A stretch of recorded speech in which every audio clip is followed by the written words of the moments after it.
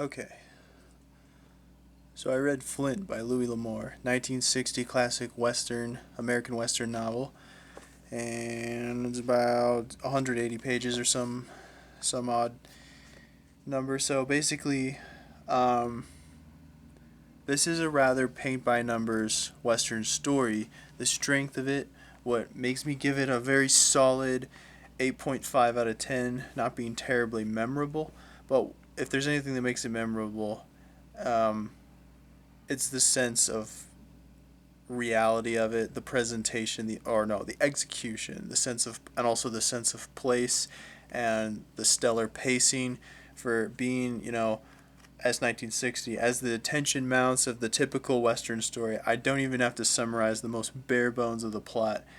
It's, you know, the good guy, the bad guy, and then the tension mounts. There's other details that really don't matter.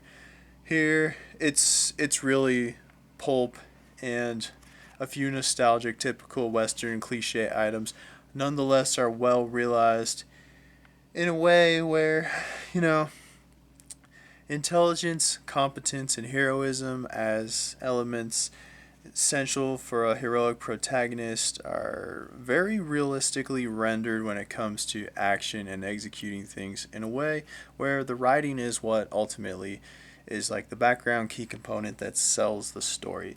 And I have to be in a certain mood to read more Louis L'Amour in the future. This is not his most famous book, but it's more or less now, I think, these days becoming somewhat forgotten. I don't know my history of like true American classics and westerns and who was big, but I'm pretty sure it's safe to say that there was a long period of time where Louis L'Amour was the most widely read popular American western author, I think.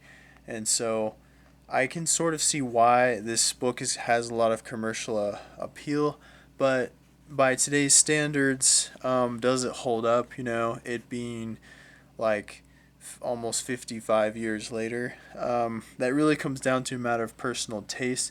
If you like that sort of, like, one thing that's magical about, typical, authentic, yet authentic Western stories, there's a few expectations that you want to see filled.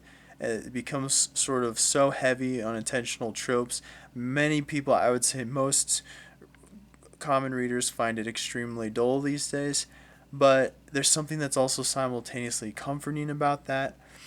Um, and with this book in particular, for me, it was just that the way it was, the showdown, the lengthy showdown, the game of cat and mouse. How many millions of freaking times have we heard of that in the past? It becoming such a trope and cliche for fiction lovers. But it doesn't matter because the execution, the writing, the realization, it gradually mounts that tension in a way that really does feel like someone cracked a whip over your adrenaline system. It is true guilty pleasure, masculine indulgence that is just an absolute blast, an absolute joy. Very easy to imagine, very immersive, but it takes a minute to really ramp up. That's the most memorable part of the whole damn story. The rest of it for me is just kind of a familiar paint by numbers Western. If you've seen a good Western movie, you've already read this book more or less, but there is still a few I say that, but at the same time, there's still a few elements that only visualizing in a novel can do in terms of adrenaline and tension in a Western style when it comes to good versus evil, and like you just seeing powerful people, even if it's evil versus evil, it's still interesting and fun to see happen, and it is definitely like getting a bucket of cold water poured on you at the butt crack of dawn when you got work to do and you otherwise would have slept for 15 hours on your day off. So basically, it does have, that's a shitty metaphor to say that it really does maintain some like energy that is lost on people who take physical experiences for granted. And this is a nostalgic hallmark to what so much of traditional America was built upon, which is something to be proud of in our heritage as Americans, which is very much taken for granted these days. So yes, a solid paint by numbers, powerful, fun Western experience with really good tension and build up, and a certain, also I should add one more thing, a certain coldness and a certain dryness that just makes it all a little more real and a little more epic.